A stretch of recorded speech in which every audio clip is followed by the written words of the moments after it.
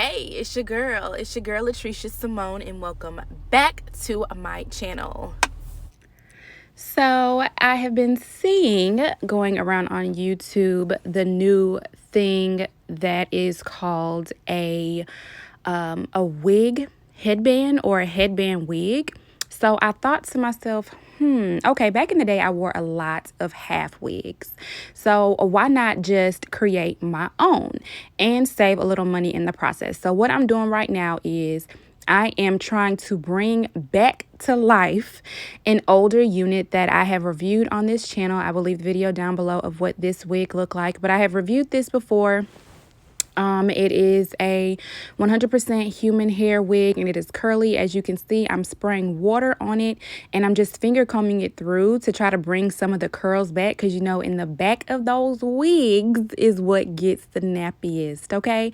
So I am just going through and kind of finger combing it to my liking, and then I didn't realize how long I finger combed this thing, y'all, but kind of just do it until you want to. And you can use an older wig, newer wig, whatever the case may be. This is a lace front unit that I'm using, and we just about to see this thing transform.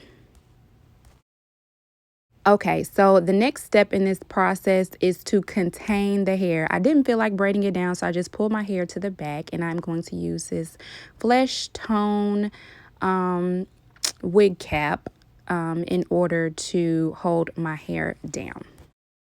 Step number 3, we have our wig cap on. So next I'm just going to take some Got2b glue, and I am going to attempt to lay my grown hairs down. So I'm just going to, I'm trying to do this so that y'all can see it, but I'm just going to take some of my Got2b glue, and I'm just going to go along with my my grown hairs until I see fit. And I'm just going to do the same thing here to both sides. So now that we have that secure and the baby hairs are down, I am going to firmly press back on the wig cap in order to show my hair on the side, because we're definitely trying to go for, in this look, the headband look. So now we have made it to the test. The test is attaching our wig. So I am using the same wig that I showed you all in the very beginning of this video, and I am putting it on, like, right on top of where I have my wig cap. I'm not going to pull it all the way to the front, but just right on top of where I have my wig cap, or wherever you want to put it in the middle of your head. So some of the hair on this wig is shorter because I've cut it, so I'm going to have to go around and kind of play with it or whatever to make it look right. But I am using the combs that are in the wig to secure it in place. There are 2 combs on this wig in the front. I had to kind of move it around because that was like tight. Like, this wig is tight, y'all. So I didn't want it to be too tight. And so I secure the 2 combs that I have in the front. And don't worry about you seeing the lace, because we're going to come back and you're going to have a headband on anyways, so it doesn't matter. I pulled these bobby pins up because I thought I might be able to use them, but I was like, the wig is already tight. I didn't want to puncture the lace, so I was like, okay, yeah, probably not. Let me just not. So I put those down. And now we are just going to use a headband. So at first I was going to cut up like an old shirt that I liked for the pattern, but I was like, nah, because this is actually a cut up shirt that I had, and I usually use this to lay my edges down, but for this video I used it for my headband. And so I just took that and I tied it around just like you would do if you was trying to lay your edges. I tied it down, and then I started to push it back. So this is the last step in the wig. You just kind of push your headband back as far as you want it. Make sure the lace isn't showing, and kind of make sure it's even. This is just when I go through and I try to make sure that the hair is even on both sides. Because like I said, this wig was cut, so I know y'all can see it, but it's like one side is shorter than the other side, and that's because of how I had the wig styled initially when I first wore it.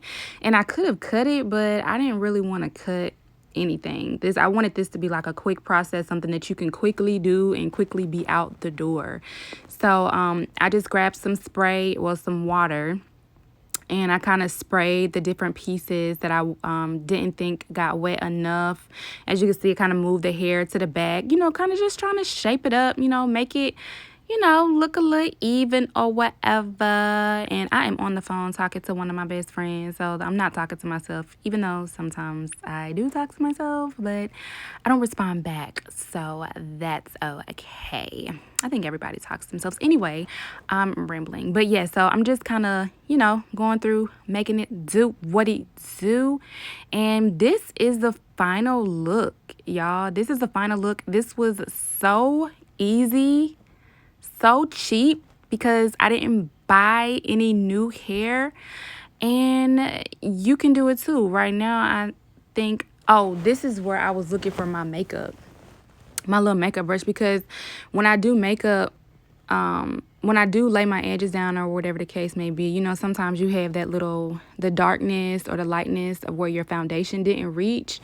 So, but I was like, whatever, it don't even matter. It doesn't matter, okay?